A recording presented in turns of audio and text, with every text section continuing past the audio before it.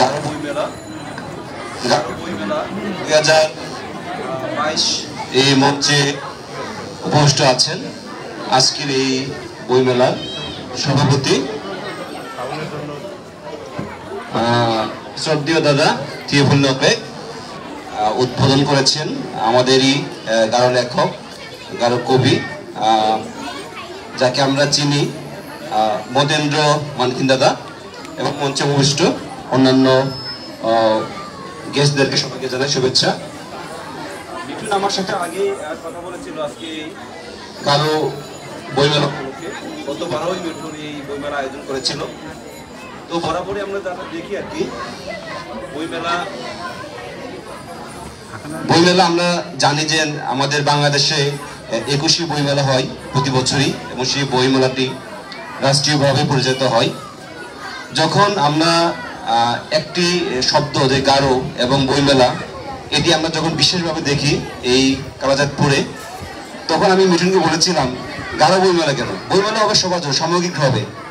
তো মিঠুন যেই প্রশ্ন উত্তর দিয়েছিল আমি সেই উত্তরে খুব সন্তুষ্ট হতে পারিনি। আমি মনে করি বই তো আসলে একটি বিশেষ কোনো সম্প্রদায়কে যেভাবে তুলে ধরবে তেমনি আরও সামগ্রিক বিশ্ব সম্প্রদায় বা তার একটা অংশকে তুলে ধরবে। সেই জায়গা থেকে আমরা মনে করি এই বইমেলা যেহেতু একটি বই পড়ার জন্য উদ্যোগী একটি ব্যবস্থা এবং যারা লেখক যারা প্রকাশক তারা সেই বইমেলায় তাদের লেখকদের বই প্রকাশ করে থাকে এবং সেখানে একটি পদ্ধতির মাধ্যমে আমরা সেখানে সেই বইগুলো বিভিন্নভাবে লেখকদের কাছ থেকে পেয়ে থাকি। আজকে আমরা যখন দেখি যে আসলে আমাদের এই সারা বিশ্বেই মোটামুটিভাবে একটি অস্থিরতা বিরাজ করছে। আমরা জানি যে ইউক্রেনে হামলা হচ্ছে, সেখানে অনেক আদিবাসী অধ্যুষিত এলাকা রয়েছে। সেই আদিবাসী অধ্যুষিত এলাকাগুলোতেও তাদের যে হাহাকার, তেমনি আমাদের মধ্যে একটা হাহাকার কাজ করে যে আমরা হয়তো এখানে একটি বসে কথা বলতে পারছি, এই সময়ে ওই জায়গায় কিন্তু একটি মানবতা যে বোধ সেটি কিন্তু খুব কষ্টের সাথে সেই মানুষগুলো দিন যাপন করছে। তেমনিভাবে আপনারা জানেন আমেরিকাও যখন ভিয়েতনাম হামলা করেছিল সেখানেও কিন্তু অনেক আদিবাসীদের যে সংস্কৃতি তাদের স্বকীয়তা সেগুলো কিন্তু একসময় স্থবির হয়ে দাঁড়িয়েছিল। তো এই সময় আমরা 2022 সালে যখন এই সময়ে মিঠুন যে ছোট্ট একটা উদ্যোগ গ্রহণ করেছে বই মেলার মাধ্যমে আমাদের সেই জাতিগোষ্ঠীর কাছে আমাদের লেখকদের বই পৌঁছে দেওয়ার জন্য এটি খুবই ভালো একটা উদ্যোগ এবং আমি মনে করছি এই উদ্যোগটি আমাদের যেই নৃতাত্ত্বিক জনগোষ্ঠী রয়েছে বিভিন্ন জায়গায় সেখানেও এই উদ্যোগটি গ্রহণ করা প্রয়োজন। এবং আমি যেটি দেখছি বরাবরই ত্রিপুলদা তকবিরের উপদেষ্টা কমিটি হিসেবে কাজ করছে। আমি ত্রিপুলদাকে অনুরোধ করব মিঠুনকে আরও একটু বেগবান করার জন্য।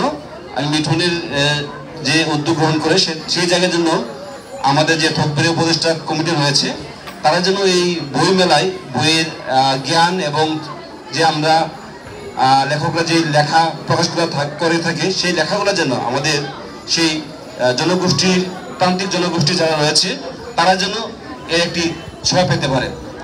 আমি আমার বক্তব্য দীর্ঘায়িত করবো না, কারণ আপনারা নাচ দেখছেন, আমাদের ছোট্ট ভাই বোনেরা যে আমাদের নৃত্য পরিবেশন করছে, আপনারা সেই নৃত্য পরিবেশন উপভোগ করুন। এবং আমি সর্বশেষ এই বইমেলা আজকে যে শুরু হচ্ছে 15ই এপ্রিল পর্যন্ত তার উত্তরোত্তর সমৃদ্ধি কামনা করছি।